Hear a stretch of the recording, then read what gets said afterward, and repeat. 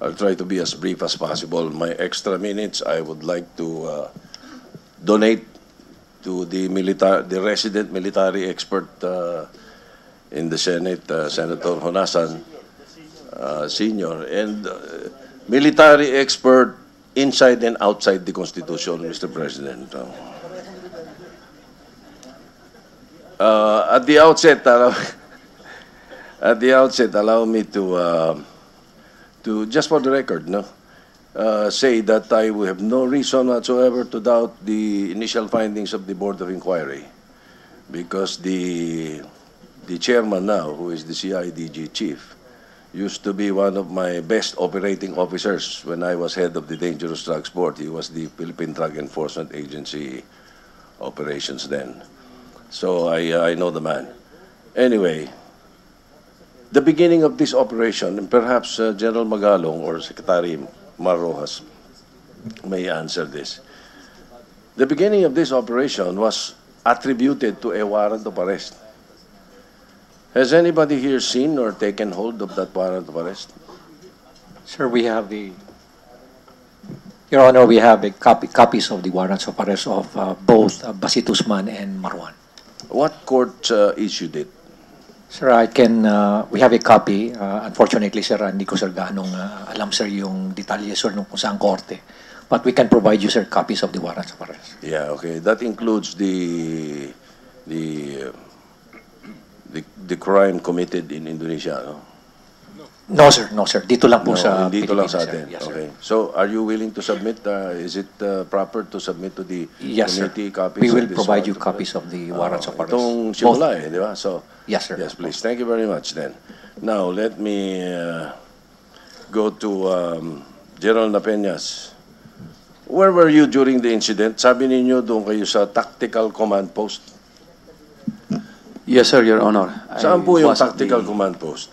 The tactical command post that we utilize for the operations is located with the 43rd Special Action Company headquarters, co-located with the Maguindanao Police Provincial Police Office in Sharif Agwak, Maguindanao, sir.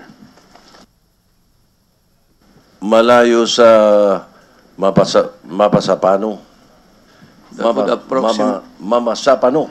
That's the way they pronounce it in Mindanao. Yes, Your Honor. Mamasapano.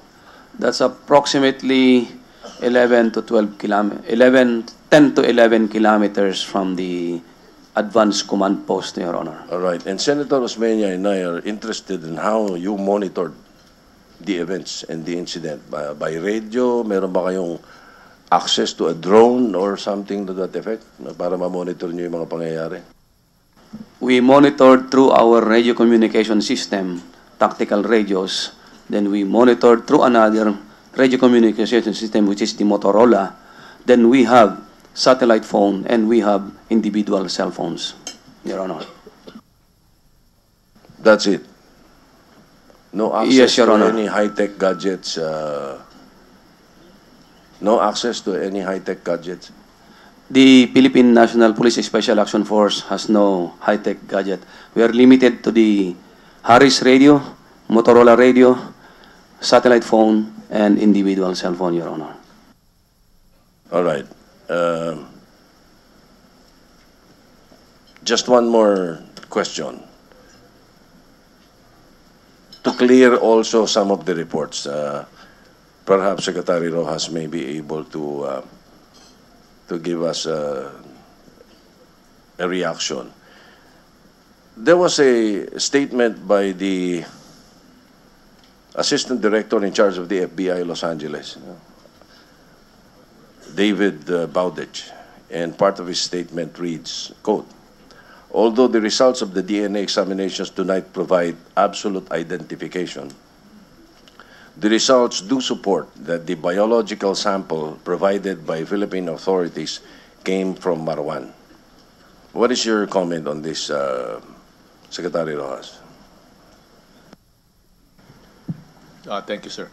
Sir, that phrase is embodied sa sulat na pinadala ng FBI at opisyal na natanggap ng PNP. At sa aking pagkaunawa po, yung DNA testing is never 100%. What they have are degrees of probability. Ang pagkaunawa ko po is that yung kapatid ni Marwan ay bihag din doon sa Amerika or in one of their prisons. No? So kinumpara yung DNA ni Marwan doon sa record ng DNA ng kanyang kapatid na nagpapakita na very high ang overlap. In short, parehas ang magulang nito. Parang yun ang sinasabi. Ang degree. So, are they practically sure? Are they somewhat sure? Are they sure? Sa aking pagbasa ng sulat ay they are sure, except that scientifically nga, hindi talaga 100%. Pero ganun na nga. Sir, the only way that you can be 100% is kung merong DNA ni Marwan noon at ikukumpara mo sa DNA niya na nakuhang sample. Yun, 1:1 yun. Alright. Ang ginawang proseso dito is yung kapatid ni Marwan may DNA at itong si Marwan may DNA at yun ang ipinag-compare.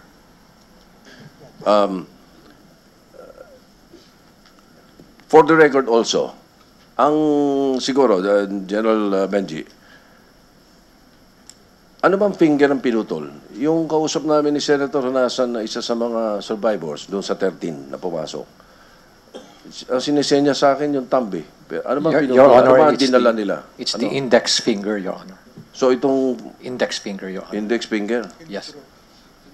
Intuturo po. Index finger. So maaaring nung kaguluhan, medyo nalilito lang sila nung pinanonood nilang pinuputol or something like that. You are 100% sure. Do you have pictures of the actual finger? None, Your Honor. Wala po kaming pictures. Secretary Rojas. Madam Chair, Mr. Senator, in the interest of finding out, perhaps the SAF commander can know because which of his men that sample did not pass through the PNP. That was I don't know. I think the SAF provided it, and eventually it got to the FBI. So they would be in the best position to know kanino nila binigay yung operatives, no? Kanino nila binigay yung sample na yun. Sige, General Napeñas. Kasi ang pagkakaalam namin, pinutol, dala-dala ng team leader, napatay yung team leader, kinuha ng mga kasama, na itawid ng ilog. Sino yun at kanino ibinigay? Tama po yun, Your Honor. Ang pumutol doon sa kamay niya ay si late Police Senior Inspector Tabdi. Naipasa niya yon kay Police Superintendent Train. At yon ay nadala doon sa headquarters ng 43rd SAC, doon sa TCP. At ako mismo nakita ko yung index finger na nakabalot ng isang plastic. Makikita po natin doon sa picture niya, dahil kulang na yung nung namatay siya, makikita doon yung kamay na naputol na. So yun Your yung siguradong dala, yung nakita ninyo sa picture, ha? Your Honor, pinakita sa akin mismo ni Superintendent Train na nakabalot ng plastic na yung daliri na naputol doon kay Marwan, Your Honor. All right, thank you. Madam Chair, I will terminate. Dinala sa kanila.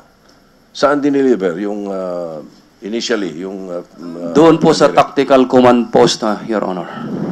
doon sa inyo sa Tactical Command Post. Doon Yes, dinala. Your At Honor. kayo naman pinadala niyo na sa pinadala ninyo o merong representative ng FBI doon sa Tactical Command? Hindi po ako ang nagbigay na dahil nandoon po kay Superintendent Train yon, nakita ko lang. Dahil inilagay na doon sa freezer dahil nangangamoy na at later nga na ibigay na nila.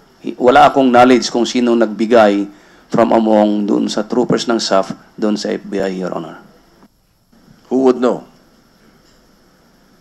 Paano nakarating sa FBI, Benji? Your Honor, the finger was actually around that was Tuesday or Wednesday kasi sir hinahanap ko rin yung specimen.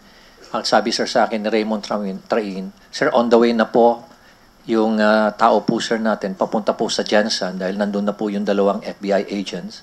We have the name of the, sir, yung mga FBI agents. Doon na sir kinuha yung, tinanggap sir yung specimen and properly received sir with the right Alright. receipt. Thank you, Madam Chair. I will terminate my questions at this point.